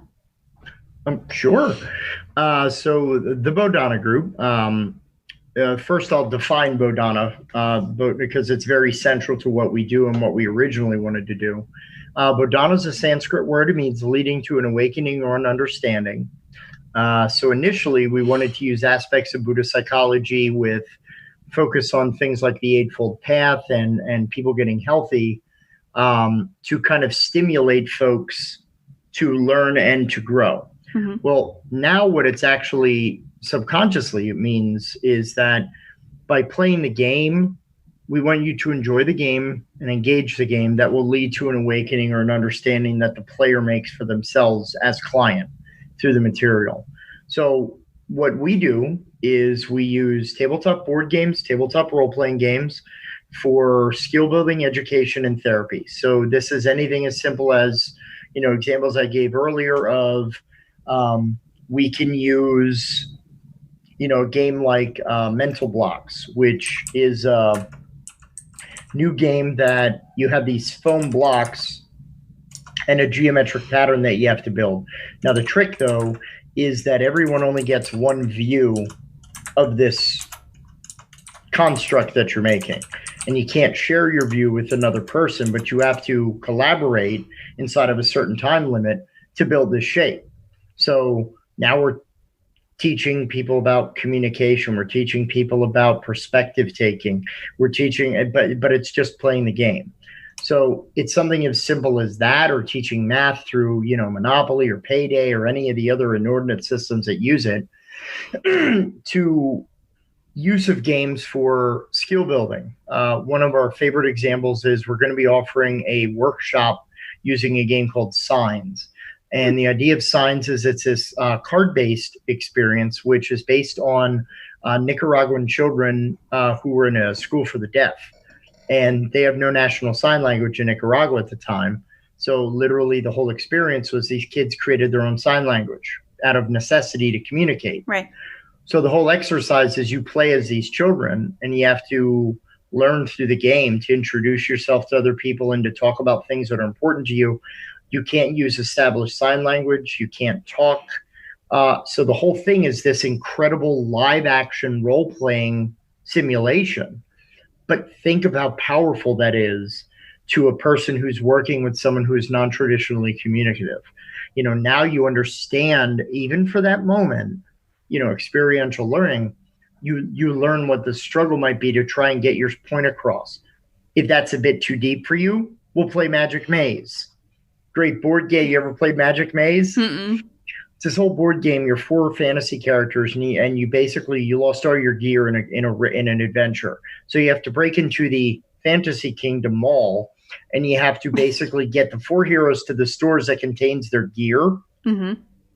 and escape the mall, all in under 2 minutes. And the trick is each player gets a certain set of movements that they are able to do on the board. So I might only be able to move players to the right and up on the grid. You may be able to use the escalators and move them down. You have 2 minutes. You can flip the timer occasionally by landing on a certain spot, but you can't talk. The only thing that you can do in the game, that's always the way to go. Oh, well, that's different. Right. You have a red block of wood piece that's literally called the do something pawn. So you literally take this pawn, and your only form of communication, because you can't point, you can't grunt, you can't gesture. You only have to put the pawn in front of another player, and they're like, what? Like, they have no idea, because you can't say, move the yellow guy to the right. Right. That game can also be very powerful because you're having to communicate and do a combined task without the aid of typical verbal communication, and feeling how limiting that is can give you a very unique perspective for people who don't speak verbally. Mm-hmm. And then the biggest use, of course, is therapeutic use of RPG. So in this, we find out what the person wants to develop, how they want to grow, what they want to learn, and we build it into the fabric of the story. So we'll build it into your character's backstory, maybe the allies your character's playing around with, what the kingdom is all about, what your quests are, what your challenges are, and we're just playing a role-playing game. We'll throw some thought-provoking questions here and there, or if there's a really dicey moment, we'll follow up. But it's not like, these jokes I use in all these different interviews, like, you've just slaughtered an entire orc village. How does that make you feel? Right. No, that's not fun. Like, that's not engaging for a kid. But when we have kids come to us and go, so I see what you're doing, like we're tricking them or something. Mm-hmm. And it's like, you want me to think about my actions before I do them. Do I? or is that just what you're getting out of it? You tell me, Bubba. We found that kids have really, really gelled to the idea of the narrative and driving the story. They want to continue that story. So if you're not going a certain way, well, there's NPCs that we play. One NPC is like the Jiminy Cricket. Well, you really should think about that, Pinocchio. And, then the other one's kind of like, bet you won't. Yeah, go ahead. Taunt the orc chieftain. I dare you. I dare you. Go ahead. So we can put any energy into the story just through simplicity of play. And that is one of the main things that Bodhana does, is we run therapeutic services at low or no cost to children and families in need. We actually want to be completely community supported. So, if you're a car dealership or an insurance company, for about $6,000, you can sponsor a group for 6 children for a year.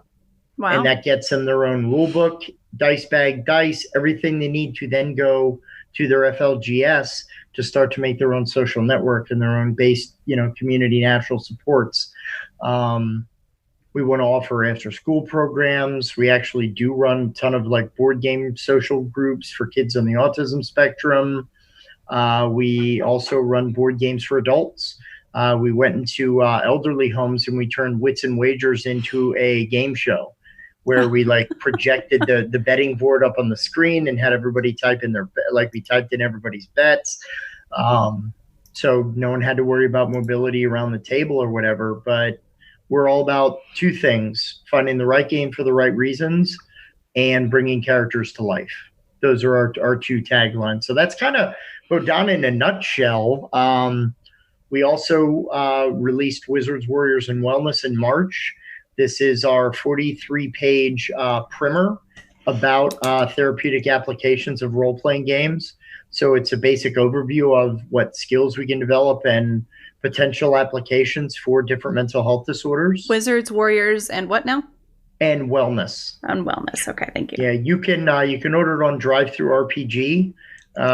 15 will get you a print copy, 5 for the PDF. All proceeds go directly to Bodhana. Nice. Hey, that's a nice little plug. What do you think there? You go. You get a little plug. Yeah. Karitsu, we've been talking. Yeah, I'm sorry. Here we go. No, you're fine. We've been talking to Jack Berkenstock. He is a co-founder of the Bodhana Group, and we were talking earlier about sexually problematic behaviors in adolescents and in adults as well. Now we've kind of switched over talking about tabletop role-playing game. Also, thank you so much for that raid. I appreciate you, and welcome everybody who came here with you. All right. Yeah, I'm trying to think of anything else that I didn't mention. We are planning on releasing more content driven for therapists and practitioners. We offer continuing education. Our trainings approved by National Board for Certified Counselors. We have an introductory 5.5 hour training, and then another one that's 7.0, which is about creating and implementing narrative content. So we're actually fast at work at 301, which is our workshop on developing adventures, and we're going to have that presented at next year's Save Against Fear. In addition to, we do panels we were at Gen Con this past year. We do panels at local conventions.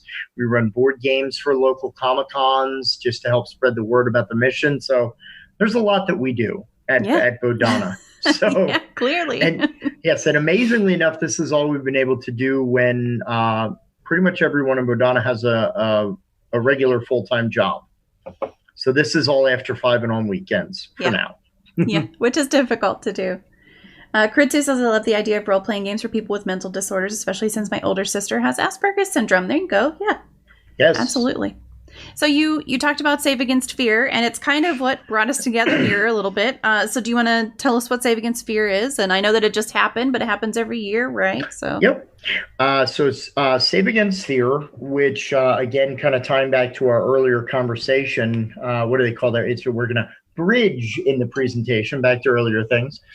But Save Against Fear it originally came out that after we had realized the training budgets kind of dried up. There ain't no internet out in these parts, little South Park reference every now and then. But we were like, holy crow, we're a nonprofit. We need money because #nonprofit life. So we said, well, we're not really golfers. We don't have a $50,000 car to auction off. So what the heck are we going to do? Let's run a game con. We're all RPGers and board gamers. This was before we had determined our direction. It was actually courtesy of the first save that we had our talk with Rich Thomas that led us to this direction. And so Save started 10 years ago, and it originally was named Save Against Fear because our original intent, and we still have this, is that we want people to save against the fear to talk about sexual abuse. We want people to save against the fear to, if you're a victim of sexual abuse, come forward, talk to someone. If you notice someone is being hurt or abused, speak up, see something, say something, save against that fear so we can get a handle on this. We also, at the time, were running a board game event called Meeples and Peoples Against Abuse. So it started 35 people at a local game store, 6 Feet Under Games in New Holland, PA. It was pretty much their regular crowd and this young upstart Bodhana. Then we went from 35 to 75, 75 to 100, 100 to 120, 120 to 125. That was the year we moved. Then, we slowly were building up. Now this in our 9th year, we went first from 213 2 years ago to 402. Then this past year, we went from 402 to 498. So just too shy of 500. So it's growing. And every year it never fails to amaze us. I mean, it's a 3-day game con, but it's a fundraiser. So people are like, okay, it's a game con. Why is it $40 to get in? Well, because that goes to charity. Like you're buying a role-playing game book for a kid. You're paying facilitators to offer services for kids for free. But it's 3 days of role-playing games, board games, tournaments. We don't have Magic the Gathering. We don't really specialize. We don't say no to cosplay, but it's very game focused. We don't have bleep bloop machines.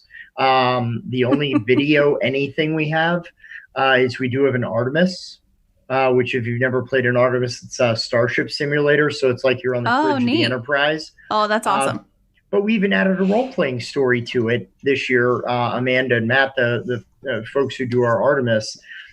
So it's an incredible weekend. It's usually the second weekend in October. For the last 3 years, it's been at the Harrisburg East Mall. Now, don't get frightened out there, listeners. It's not we're scattered amongst the entire mall. We're in an old department store. So we have 101,000 square feet of real estate to play around with. That's awesome. We have organized play, so Pathfinder Society, D&D, Adventures League, Greyhawk Reborn. We also have special guest designers that come and sit in on panels. We're offering also our professional trainings were there. We have panels on like religion and gaming. We had a suicide prevention panel. We had some authors who did some Q&A. We're looking for it to be the premier gaming event in PA. And again, Every single cent goes to charity. We don't pay all of it, and we actually run it ourselves. It's not like we pay somebody to run a con for us. Mm-hmm. We take the game applications, we take the vendor applications, we're there setting up tables and pulling out the 1,500 board game library. Like, that's all spanned out there. So the weekend is incredible. Next year will be October 9th through the 11th. And we're looking to smash additional records and to get as many people out there. And we are looking for podcasters if you're interested. Okay.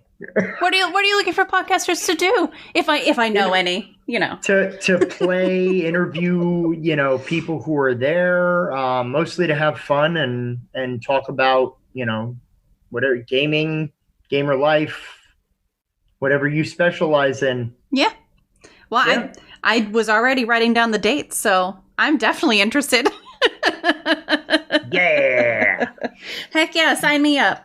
DE Bear, thank you so much for that sub. I appreciate you. And you're new here, so I will just show you quickly what I do for the subscribers and then remind you that I do a game code giveaway with every subscriber as well. So we have now activated 3 game code giveaways this stream, which is awesome, but this is Subtress.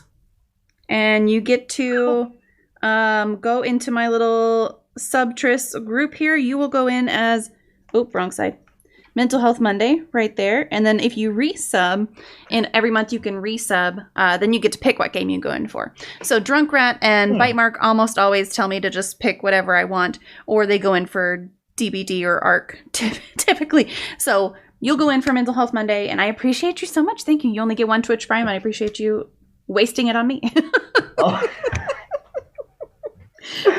Oh no, Bear is good. Is great people. He's a phenomenal designer, wonderfully creative guy. I miss him intensely. Yeah. Oh yeah. So what city? What city is the Savian Sphere in? Harrisburg, Pennsylvania. Okay. Harrisburg, PA. There we go. Far from away. So thank you very much. I appreciate it. Yeah, not a problem. So is there an overall well-being strategy you would recommend to anyone with or without an underlying disorder? I would say that the biggest wellness strategy that I that I recommend is don't be afraid to challenge what your mind tells you. Because sometimes your mind is going off of maybe false information. For example, one of the main reasons I have a Stanford and I have an imposter syndrome is I fell prey to one of 2 camps when I was a younger child. One was the well-intending but still equally as damaging. You're not working up to your potential camp, which is great. You're so brilliant, you're so smart, you're so intelligent. And it's like, okay, maybe I just haven't found what I like yet. So just let me when I was a kid, 1 week I bought the Klutz harmonica book to learn how to play C chord harmonica. The next week I bought the Klutz juggling book. Then I bought a boomerang book. Then I bought a charcoal drawing book. I didn't know what the hell I wanted to do, but I just wanted to explore. But sometimes if people tell you you're no good, or if people tell you that you're not applying, or we take these things and we can say we don't care as much as we want. But the more that you hear those, it's kind of like snow that piles on your roof. It lays and it layers and it layers and it layers, and then eventually it collapses. So challenge that weight and look up there and go, yeah, do I really need all that on my roof? It's really weighing on me. And sometimes it takes a little bit of just, it's actually called self-stalking, where it's a horrible term for it, but the idea is there's actually devices and apps that you can get for this. It's a mindfulness spell is how I started doing it, where it's this app you can get for free on your phone, and it basically you can set it to randomly ring a chime. So every 15 minutes, or you'll lose track of it, or randomly, this chime goes off, and when it goes off, you basically just want to go, okay, what am I thinking about right now? And just spend some time with your mind. Don't judge it, but just acknowledge what your mind thinks about most of the time if you catch yourself. And I blew myself away when I started this mindfulness practice because my mind was a mess. Like it was monkey mind at its purest, which it's a whole Zen thing, right? Because monkey is always grabbing for the next vine. Monkey is never focused on the vine it's on. So my mind was always moving too far ahead to be effective. So, wow, if that doesn't sound like ADHD, right? So I started to slow everything down. I started to analyze my thoughts. And the more you spend time in your own mind without judgment, the more you're able to see these things at a distance that allows you to realize that this isn't saying that, like, I'm not really a good or a bad person. I'm just a person, and that's a thought. And if I pay more attention to that thought, it's going to stick around longer. Or it's like a cloud in the sky. Yeah, it looks like a bird now, but if I just wait a couple of minutes, it'll stray over and it'll dissipate, or it'll change into something else. Because the only thing that never changes is that everything always changes. And again, it goes back to impermanence. It goes back to this too shall pass. So I think examining and sitting with our own thoughts without judgment is probably the biggest self-help that I can give to anyone. It's worked for me, at least. Yeah. So, yeah. If you could change one thing about the mental health field or people's views of mental health professionals and educators, what would it be?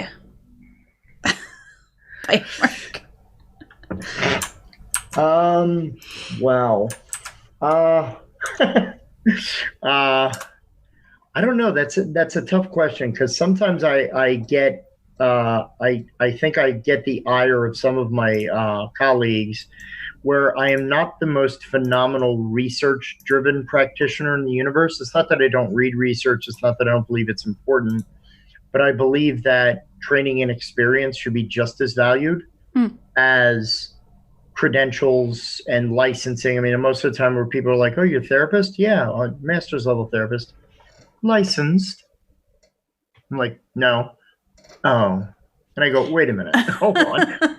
and again, at the expense of, like, but I have 25 years in the human field.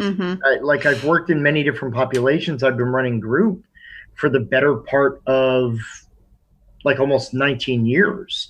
So I have a lot of experience being reflective and responsive and being able to notice changes in clients. And I've learned from DNA people. I've learned from people who use systems therapy. I've learned from people who use all these different modalities. That experience is valuable. And I think that sometimes we run the risk of focusing too much on, well, what does the research say? What does the client say? Can we have that have just as much weight? Because if it says CBT, and if I keep pushing CBT, if you're not gelling with CBT, I'm now doing you a disservice. Yeah. It's a great way to guide us, but it should not do all of the work. I think that, again, that might be a personal bug just for me, but, it's important, but it's not everything. Yeah. In the field. It should be a healthy balance, as pretty much with all things, really.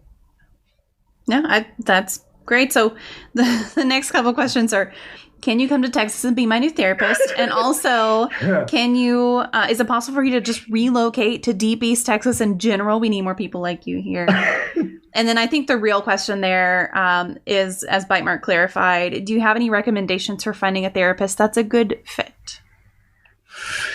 Well, one of the things I said before was, finding someone that you gel with, that you have rapport with. Don't think, like, getting a therapist is not like finding a mechanic when your car breaks down. When your car breaks down, you have to find the closest one. But in terms of looking for a mental health professional, you're paying for it, whether it's through a health plan or out of pocket. So don't be afraid to challenge, and ask questions like, well, what's your system of treatment? What modality do you use most? Or what is your approach to what you're doing for me, or what you're doing to help me? And if that answer doesn't make sense to you, you don't feel like you have to settle just because they're a therapist.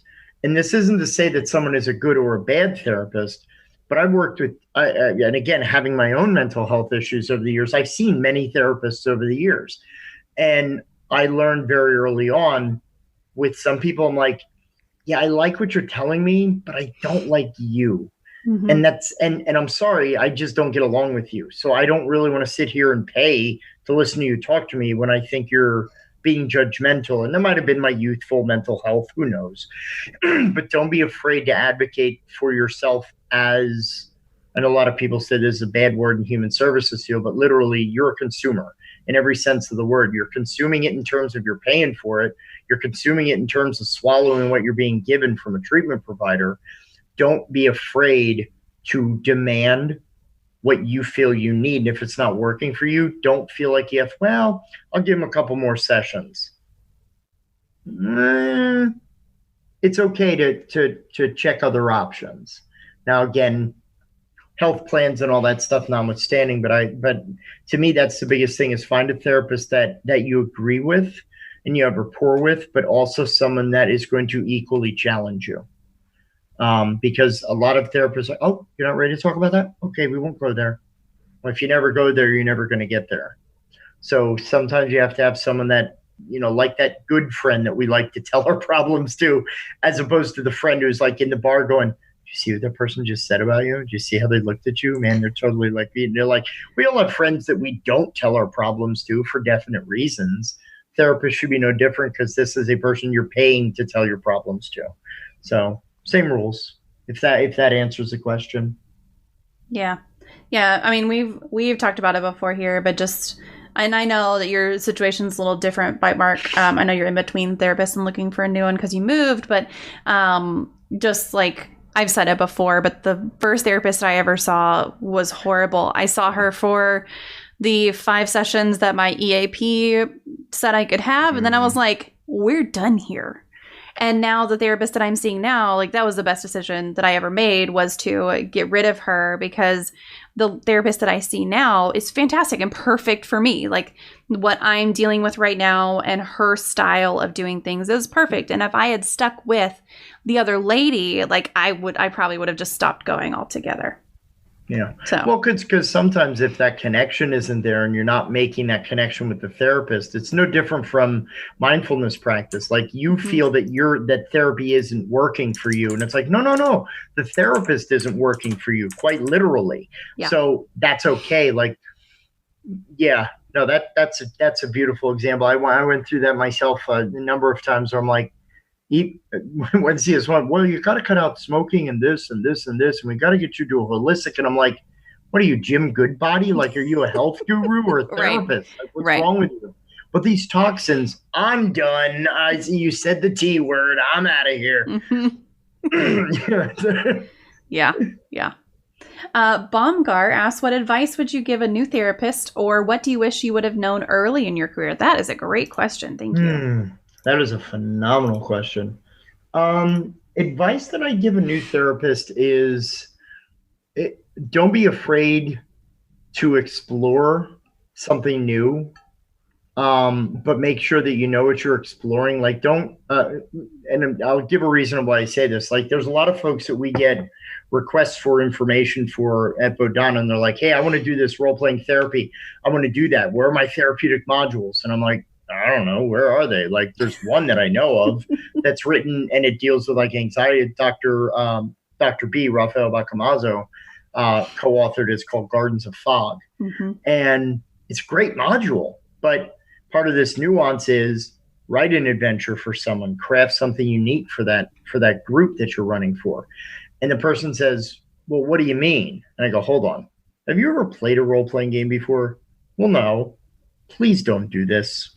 Or at least go play and find out what it's all about. And I think that, like when I don't say that I use DBT, I'm not trained formally in DBT.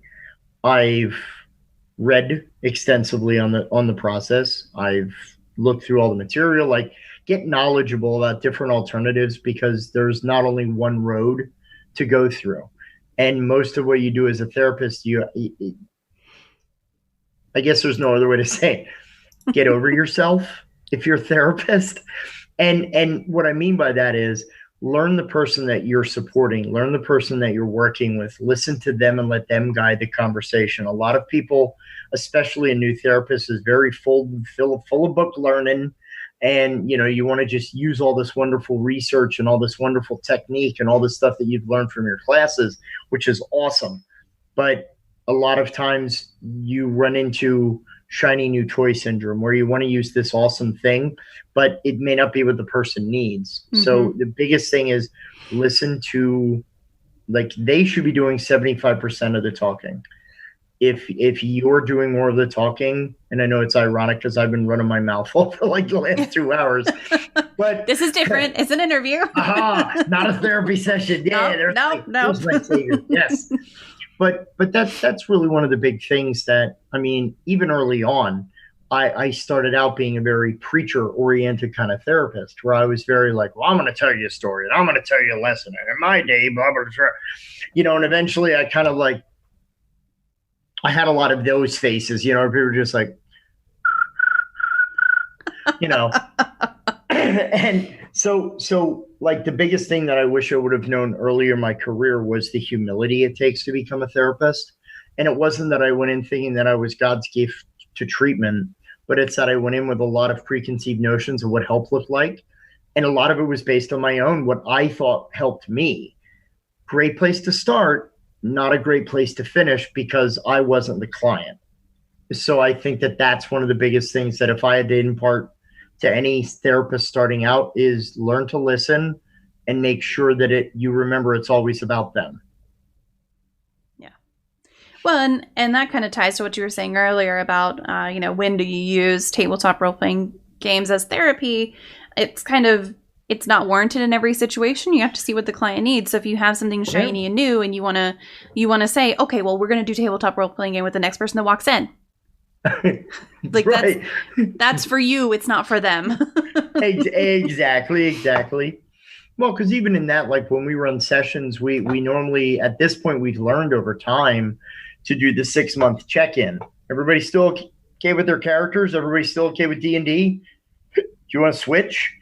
Because the first time we had it, we were noticing that, they like the adventure and everything, but they're do we have to only play D&D? No, I know tons of role-playing game systems. We can play Marvel superheroes. We can play Pugmire. We can do Shadowrun. We can do whatever you want. And just that, okay, so now let's examine the character you're playing now versus the character you played then. Can we talk about why they're different? Can we talk about what you like more about this character now than you did maybe a year ago in your life and what's changed?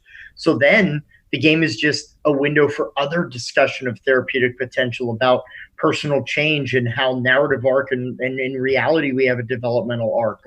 There's just so many possibilities that this model affords us. It's anything from narrative therapy to expressive therapy to psychodrama to, it's just so phenomenal. But yes, at the very heart, it is about giving the person what they feel that they need and changing it if it doesn't work. Yep, absolutely. So I'm going to open up to any more of the community's questions that you have. Be sure to use that exclamation point Q and put it in there. You're welcome to ask another question. If there's nothing additional or kind of while we're waiting for more questions, do you have anything you want to bring up? Anything we didn't cover? Anything you want to throw out there about things coming up or work or research or shout outs or I'll give you the floor. Okay. We'll give you the whole chair, although you'll only need the edge. Can you tell I love voices too? Yeah, it's great. I love it. Well, in terms of research, we're actually at the apex of, we just submitted a presidential research grant in collaboration with a local university to study the efficacy of narrative role-playing game therapy with at-risk adolescents. We're looking at specifically targeting anxiety or depression in the research study. We also are looking at our first private grant-funded group, basically a local organization. We're waiting to make the official announcement that basically the arrangement I talked about earlier, they're basically want to cover via grant the cost of a group for 6 kids for a year. And we're like, this is awesome. This is, where we want it to go. We're almost ready to release our intentional use of board games, Wizards, Warriors, and Wellness expansion. We're also working on one that's about how to help kids start their own board game or role-playing game club. So Oh, it'll contain things nice. like sample letters to write to the libraries or how to get donations and like setting up rules for your club and whether you want, officers and stuff like that. Um, we're also starting to branch out in writing specialized content. We actually, if you go to our website, you'll see our little chibis, our heroes of the game. There are these little characters that we have that represent the various aspects that gaming can be beneficial. So, for example, we have Sagan the Fox, who looks very Naruto, but he is Sagan, who represents critical thinking. Obviously named after Carl Sagan. But what we're looking to do is we're going to create a source book for therapists and practitioners that each of our chibis actually has their own little world that they live in that represents the skill that we're trying to build in a person. So Sagan's world, for example, is a very Naruto-inspired kind of world where everything's a puzzle and everything's something to be unlocked or discovered, and everything's like in codes and ciphers, which also lends itself to be like, secrets and corporate intrigue if you want to play more of an adult game. And it's all about how these branch riders who ride the branches of the Bodhana tree, which is this big world tree, how they cross over into other worlds. So let's say, Sagan, who has a pretty bountiful world he lives in, he goes to Ro's world. Ro's a dwarf who represents resilience. So Ro lives in a harsh world where the plants don't grow and the storms are always overbearing, and we all live in caves and thatched houses that break down. So imagine what happens if Ro suddenly branch rides over to Sagan's world. So Ro's like, holy crap, dude, you got like piles of food. This is freaking amazing. He just starts grabbing everything and stealing. It's like, whoa, hey, what are you doing, dude? Like, that's stealing. And he's like, but the food's just sitting out. What do you mean? My people are hungry. So little ways that we can help provide, a little bit of a leg up for like how to create therapeutically resonant and relevant stories. Mm-hmm. So we want to develop a ton of content. We also have our own live cast, which is called Gaming with Intention, the Bodhana Cast. We maybe actually, the more Twitch that I'm doing, the more I'm thinking maybe we should start doing Twitch streams. I don't know how to do any of this, but we review board games and role-playing games from a therapeutic perspective. So instead of talking about, ooh, the colors are shiny, the rules are great, well, this game really can teach this. And here's some activities that you can do if you're a teacher or if you're a therapist. Here's some ways to bring this into your practice. And it's my buddy James and I, who we already have about like 14 episodes under our belt. We got a little sidetracked, but is there a website for that? If you look up the Bodhana Group Inc. or Gaming with Intention, the Bodhana Cast on YouTube. All of our episodes are up there. We started with evolution, and we've done a pretty good ton of them. And we're looking to reinitiate that as well. Very cool. Well, if you have any questions about Twitch, I am no expert, but I am here and happy to answer. I think it seems more difficult than it actually is. Most definitely. Also, you won't have like half the problems that I have. Please don't worry about that. What if I have a quarter of the problems that you have? You know what? That's probably okay. Oh, that's good. Love to see his reaction like I sent you in our Discord, Dan. Wait, what is this? Is this safe to open? Is this going to change the context of my... Here, I'll put it in the chat. How about Slay? Is this safe to put in the chat? Can I put this in the chat?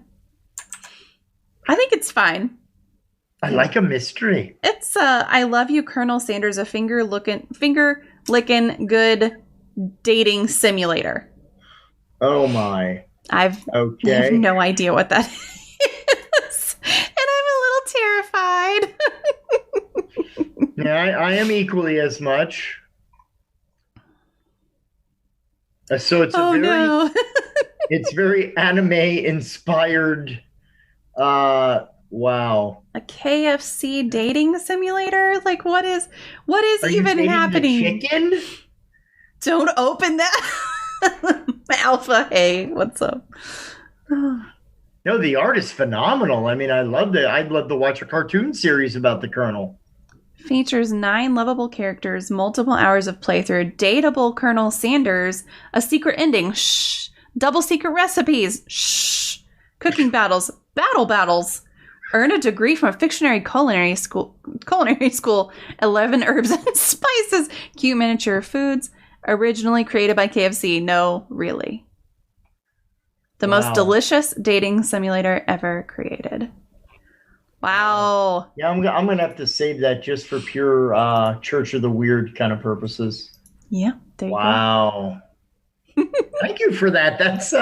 That is deliciously bizarre, says a lifetime MST3K addict. Deliciously bizarre. That's a fantastic reaction to that. I have to say. Oh, just excited about the ability to date Sanders himself. Ooh. Well, that's interesting. I love how the more was, don't open that. Yeah. No, don't do it. Okay. Don't do it. Okay, well, if there are no more questions, thank you, Jack, for being here today. I so appreciate you. I have a whole page of things that I wrote down. So oh, no, thank you. This has been a blast. Good. I'm glad. Chat, give me just a minute. I will be right back. We're going to play some 7 Days to Die after this. So give me just a second to disconnect with our guest here today. And just know that we appreciate you being here for sure. I know that the community always appreciates the opportunity to ask a mental health professional questions and everything. So yeah, thank you. And thank you to everybody in the chat. It was absolutely wonderful. And again, I have if you're interested in some other interesting peoples, I have other peoples to kind of, speak it forward as it were about other folks that have some interesting things to offer about what they do. Yep, absolutely. Okay, chat, give me just a second to disconnect with our guest. I will be right back.